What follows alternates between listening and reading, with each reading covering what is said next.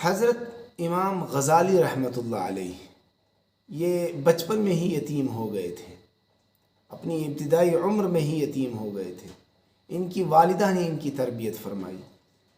یہ دو بھائی تھے، ایک کا نام تھا احمد غزالی جو بڑے تھے، اور یہ ہے محمد غزالی یہ چھوٹے تھے۔ ان کی والدہ نے ان کی تربیت فرمائی اور انہوں نے اپنا علمی سفر شروع کیا، یہاں تک کہ جوانی کی عمر میں ہی تمام علوم اور فنون سے فارغ ہو گئے، اور جوانی کی عمر میں ہی مفتی اعظم بن گئے۔ اللہ نے بہت زیادہ علم آپ کو عطا فرمایا۔ آپ کے علم، فضل، تقوی اور طہارت کا اعتراف وقت کے تمام علماء نے کیا ہے۔ یہ اپنی مسجد کے اندر نماز پڑھایا کرتے تھے، لیکن ان کے بڑے بھائی ان کے پیچھے نماز نہیں پڑھتے تھے۔ انہوں نے اپنے والدہ سے کہا کہ میرے بڑے بھائی میرے پیچھے نماز نہیں پڑھتے ہیں۔ تو والدہ نے ان کے بڑے بھائی کو سمجھایا اور کہا کہ چلے جاؤ مسجد جاؤ اور ان کے پیچھے نماز پڑھو۔ بہرحال سمجھانے وغیرہ کے بعد امام غزالی رحمۃ اللہ علیہ کے بڑے بھائی احمد غزالی مسجد میں چلے جاتے ہیں اور آپ کے پیچھے نماز کی نیت باندھ لیتے ہیں۔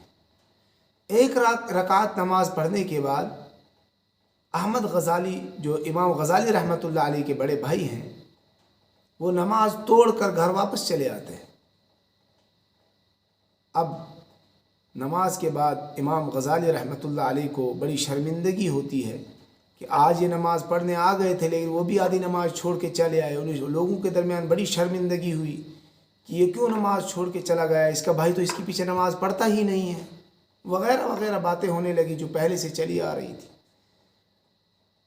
تو وہ بڑے پریشان سے ہوئے اور گھر واپس آئے اور اپنی والدہ سے فرمایا کہ آج بھائی نے تو بہت ہی برا کر ڈالا، یہ تو نماز چھوڑ کے ہی چلے آ گئے، ایک رکعت پڑھ کے چلے آئے۔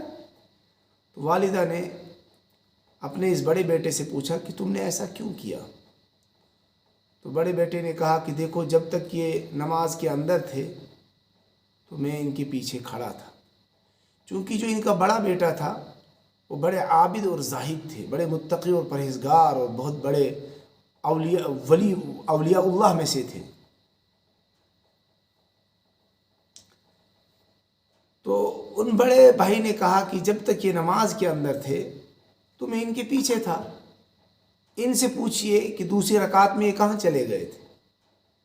اب امام غزالی رحمۃ اللہ علیہ کو بڑی شرمندگی ہوئی اور انہوں نے اعتراف کیا کہ ہاں والدہ، دراصل مجھے نماز کے بعد جو درس دینا تھا وہ خواتین کو درس دینا تھا، اس لیے دوسری رکعت میں وہ فقہی مسائل کے اندر، عورتوں کے فقہی مسائل کے اندر الجھ گیا۔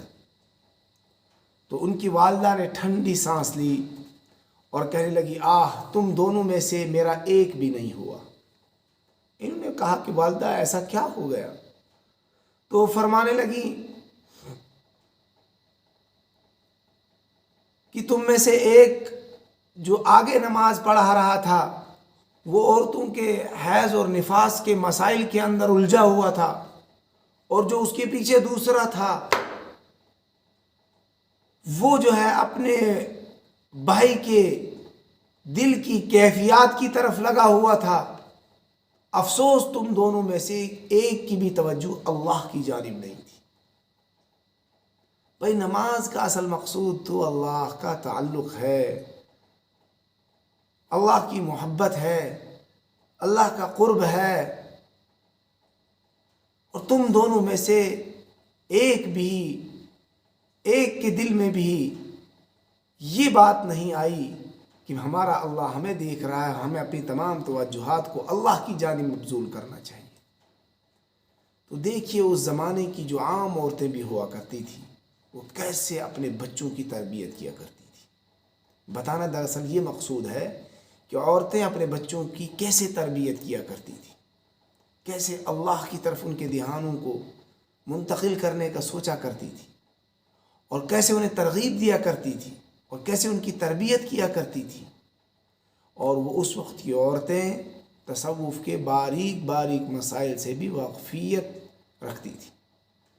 اللہ آج ہمیں بھی اس طرح کا کردار اپنانے کی توفیق عطا فرمائے۔